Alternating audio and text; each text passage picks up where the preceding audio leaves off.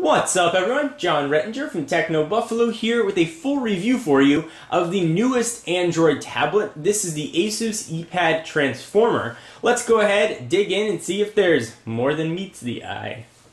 I'm sure I'm the first one to ever make that joke.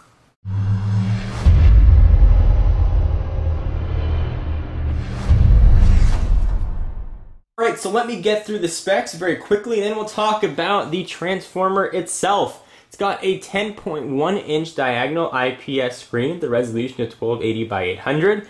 The operating system is quite obviously Android 3.0 Honeycomb.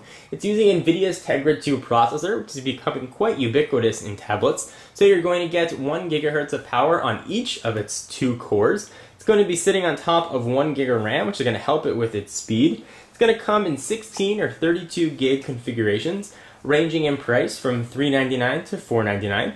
On the front, you've got a 1.2 megapixel camera located right in the middle, and on its back side, we've got a 5 megapixel sensor capable of shooting HD video. Let's go ahead and flip this guy back over.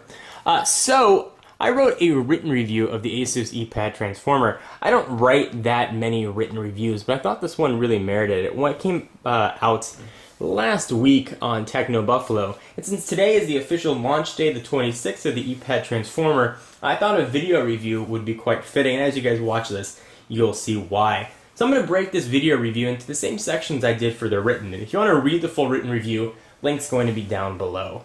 I'm going to break it up into pros, cons, design, performance, talk about the keyboard dock that gives it its Transformer name, and then give a bit of a conclusion. So I want to give some frame of reference and a perspective into this review. From a spec standpoint, this is very similar to the Motorola Xoom, save for the 4G radio. So I was expecting very similar performance from the Motorola Xoom, which I've gone on the record as saying I was very disappointed with. There aren't that many Android tablets out right now. There are certainly many more coming, but my experience with Android 3.0 was largely dictated by my experience with the Xoom. So I came in with tempered expectations, I would say. I tried to put those at bay and be as objective as I could, and I have to say the Eee Pad Transformer blew me away. Even though they share similar DNA, if you've ever seen the movie Twins, the Xoom would be DeVito, the Eee Pad Transformer is by far the Schwarzenegger.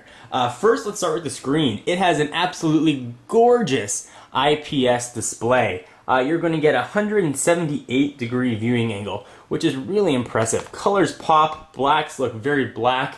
You can have a bit of trouble in direct sunlight, but the screen here is absolutely beautiful. Where something like the Xoom looks washed out, this is going to look nice and vibrant. Also, most importantly, this is extremely responsive. Responds very quickly to your touch, whether or not you're scrolling through a website or whether or not you're pinching and zooming. Whatever it might be, it just works very well, even with flash content being shown. We'll go ahead and move things around. You can see it tracks my finger very, very, very well. It's also very lightweight, clocking in at just about 1.49 pounds. One of the other really nice things about the Transformer are Asus's custom widgets. Nothing that you have to use, but they really are a nice addition. You can see I've got the date here, got a custom mail one that's being shown, and the weather and location. They show up on every home screen. You can see it right there at the bottom right on each. Nothing that you have to have, you can certainly turn it off, but I found it to be very welcome. So some of the cons: battery life. Most of my testing was done on pre-production operating system software, so what was running Android 3.0 and the Asus tweaks that they had, and battery life wasn't outstanding. Asus was claiming 9.5 hours.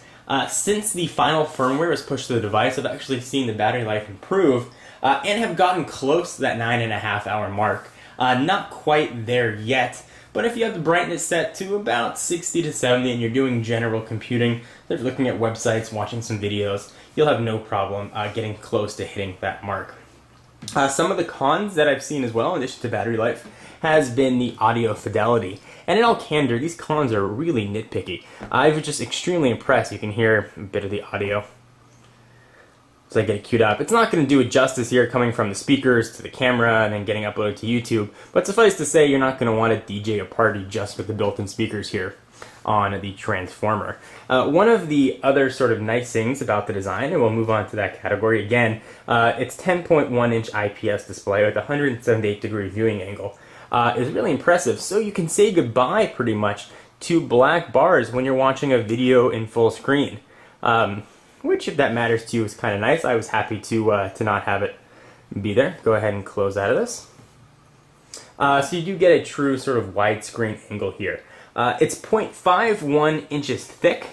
Go ahead and see the thickness right there, and it weighs 1.49 pounds. It's certainly not the thinnest tablet in the world. The iPad, for example, is 0.34 inches and weighs 1.33 pounds. But it's not going to be embarrassed in a bikini on the beach.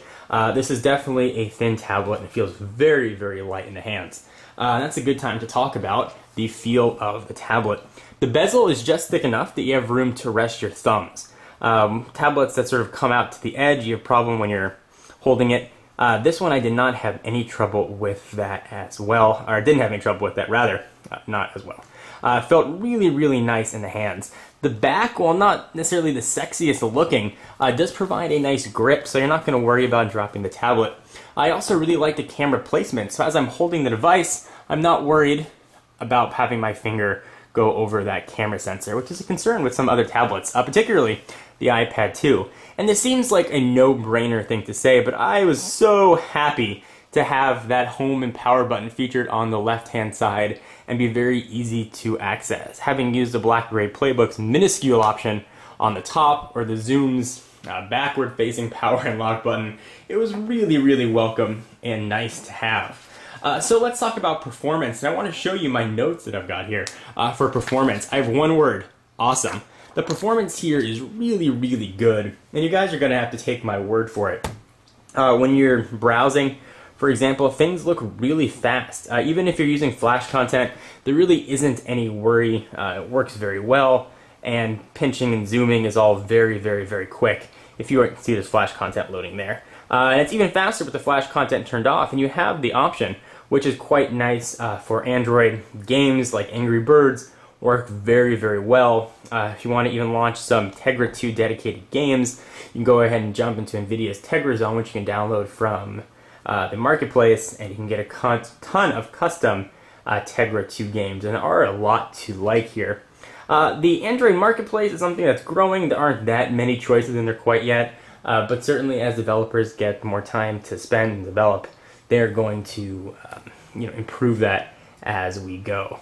So overall, with the risk of making this a 30-minute long video, I've just been really happy with the performance of the Eee Pad Transformer. As just a tablet, whenever anybody would ask me what tablet I recommended, whether it was Android or the iPad, my answer was always the iPad 2, just because I didn't think its performance for people that just wanted to browse the web was matched anywhere else. Having used the Eee Pad Transformer, I can definitely say that anybody who's looking to get a tablet and looking at an iPad owes it to themselves to look at the Eee Pad Transformer, and if you're in the market for an Android tablet in particular, look no farther than the Eee Pad Transformer. It is hands down the best Android tablet I have ever tested, and is certainly in the running for the best tablet I have ever used.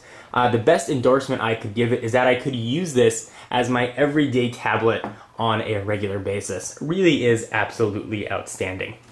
Alright, so now let's talk about what gives the Transformer its name, and that is this guy right here, the keyboard dock. So the dock does bring some interesting things to the table. First and foremost, it brings an almost full-size